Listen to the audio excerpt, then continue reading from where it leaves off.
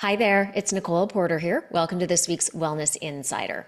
So here we are in the first week of February, and unfortunately, most people will have given up on their New Year's resolutions, and that includes fitness goals. And truly, most people will have given up on those goals by the third week of January. And my goal in my business is to keep you motivated. It's to keep you from relying on fads and hacks and trends and diets and short-term tactics and be more strategic and therefore confident in how you go after your goals. So my intent with this week's Insider is number one, to give you a reminder on how to stay motivated to hit your goals, whether they're fitness related or not. And number two, to give you a formula that I share with my clients for how to follow a realistic and balanced exercise program long term, whether you're a beginner, intermediate, or advanced. And this is a formula that meets the standards of the fitness industry as well. So first of all, a quick reminder about motivation. If you have thrown in the towel on your goals,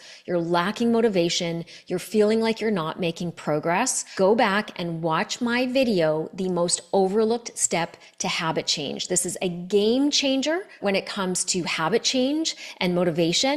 And I would say is really the underlying reason why I see so much transformation happen with clients in my business. It works for my clients, and it's also the thing that keeps me motivated and me going every single day. So that's the first reminder. The second thing here is this fitness formula. So I got into the fitness industry in 1990, and I had been dancing for more than a decade before that.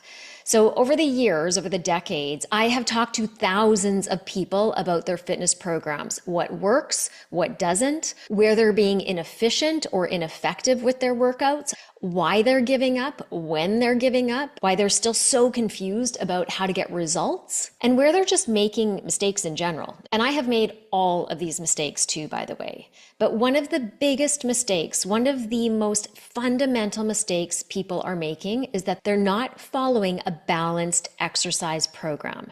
In fact, an imbalanced exercise program is one of the top 10 unhealthy habits or top 10 hidden stressors that I include in my hidden stress framework, because it's secretly sabotaging the results and the stress levels of today's busy professionals. So I'm going to share my formula so that you at least know two things for certain. Number one, what type of exercise you need to do each week. And number two, how much time you need to spend on each. Now, there are a lot of specifics around this formula, and I am not going to get into all of it in one video, but I will say one thing. If you are not using correct posture and technique while you work out, your workout is not going to be as efficient or as effective as it could be in the amount of time that I'm suggesting in this formula. None of us want to waste time, whether it's at home or at work or in the gym. So two things. Firstly, get a trainer. Get somebody who is a physiotherapist, a personal trainer, an exercise physiologist, somebody who is qualified to evaluate your posture and technique. If you've got a trainer right now who isn't consistently correcting or emphasizing the importance of proper posture and technique while you move your body, then you might want to consider finding someone who does. My second point here under posture is to avoid multitasking. Put the phone aside while you're at the gym. We've got bad enough posture as it is, but if we start getting into the gym and strengthening muscles around this poor posture, then we are setting ourselves up for more injury, more pain, not just in the gym, but day to day. Not to mention, you're not going to get the results that you could if you were using correct posture and technique. Okay, so what is the 360 rule? The 360 rule means that you do 180 minutes of cardio, 120 minutes of strength, and 60 minutes of flexibility training every single week. This is a total of 360 minutes, which is one of the reasons why it is called the 360 rule. And it also includes the three components that are unquestionably necessary in a balanced exercise program: cardio, strength, and flexibility.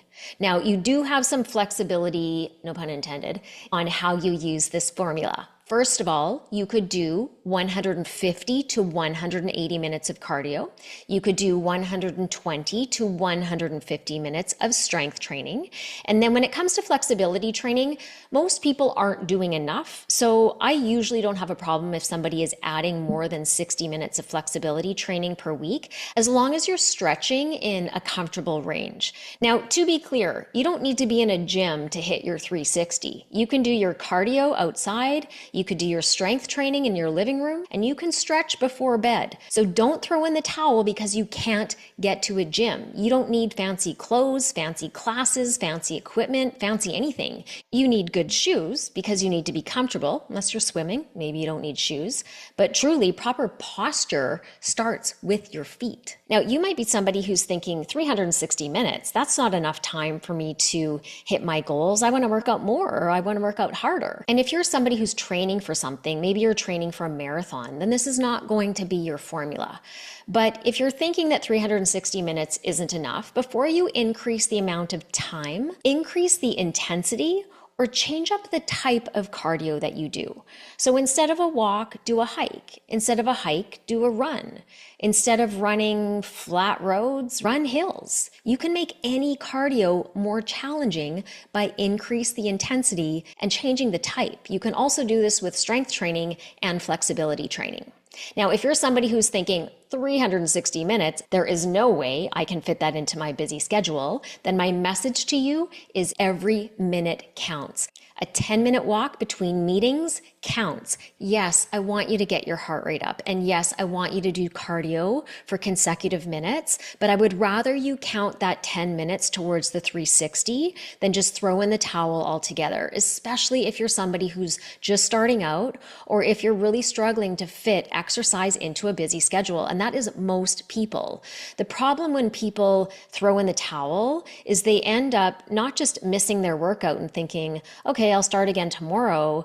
They go home and they sabotage. They eat too much, they drink too much, they sit in front of screens for too long. So I would rather that you count that 10 minutes, especially as you're starting out. I'd rather you count that 10 minutes towards 360 than just think that it's worth nothing. So a 10-minute walk counts. 5 minutes of doing planks and squats and push-ups while you're watching the hockey game on TV, that counts. Stretching at your desk counts. Every minute you move your body, it helps your brain, your immune system, your stress levels. And this is why it counts towards that 360 rule. We way too often throw in the towel when we're actually making progress. We give up way too often and way too early thinking that a walk and stretching don't count, but they do. And when you realize that you're making progress on something, anything, it's motivating. Progress is motivating. Now, like I said, if you're somebody who's training for a marathon or training for some sort of competition, then this isn't going to be your formula. But if you are trying to work the right amount of exercise into a busy routine, which we are all trying to do, or you're somebody who has thrown in the towel on your New Year's resolution, then the 360 rule is the formula to follow. So I will leave it there for this week's Insider. If you have any questions at all, I already know the ones that are coming up, then click the link somewhere around this video and you can confidentially submit your questions to me and I'll answer them in upcoming videos. And of course, make sure you like and subscribe and share this video with anyone you think could benefit. I will see you in next week's Insider. Until then, be well.